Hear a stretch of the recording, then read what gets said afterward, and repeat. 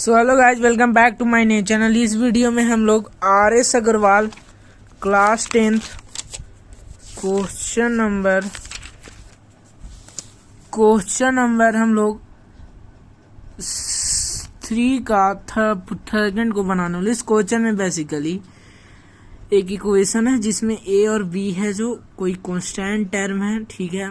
हमें उसका वैल्यू निकालना है। हमें रूट दिया है x = 3/4। तो ये काफ़ी आसान क्वेश्चन है। मैं आपको इसको इजली वे में बताने का कोशिश करूंगा ताकि आप जल्द से जल्द समझिए। देखिए, सबसे पहले x में रूट का वैल्यू 3 दिया है, इसका मतलब LHS = RHS का बात किया जा रहा है, यानी 0।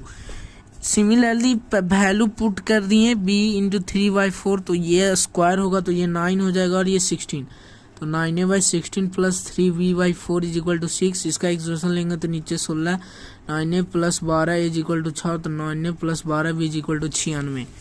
सिमिलरली हमारा सेकंड इक्वेशन में भी x का वैल्यू -2 है, ये -2 पुट कर देंगे। a × -2 का स्क्वायर प्लस b × -2 = -6 को इधर लेके चल गए, ये प्लस हो जाएगा 4a और ये -2b = 6।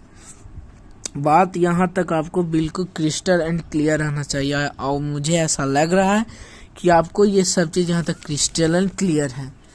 अब यहाँ पे हम दोनों इक्वेशन को लिख लेंगे। सिमिलरली एलिमिनेशन मेथड लगा लें। हम सोच रहे हैं कि b को काट दें, ठीक है।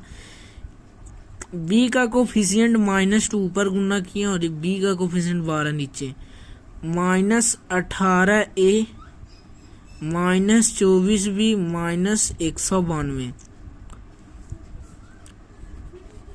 Plus 48a -24b = 96। ये हमारा वैल्यू आ गया।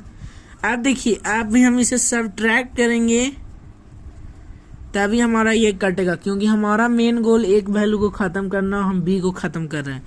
तो यानी ये प्लस था तो ये माइनस हो गया, ये माइनस था तो ये प्लस, और ये प्लस था तो ये माइनस हो गया। बात को समझिए, ठीक है।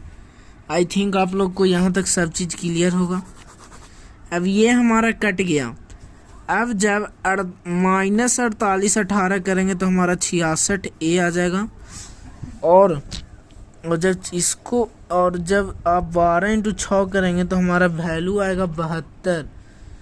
12 × 6 करने पे हमारा वैल्यू 72 आएगा, और जब आप ये दोनों को जोड़िएगा तो 2 6 4 हमारा वैल्यू आएगा माइनस में, क्योंकि माइनस माइनस ऐड होता है।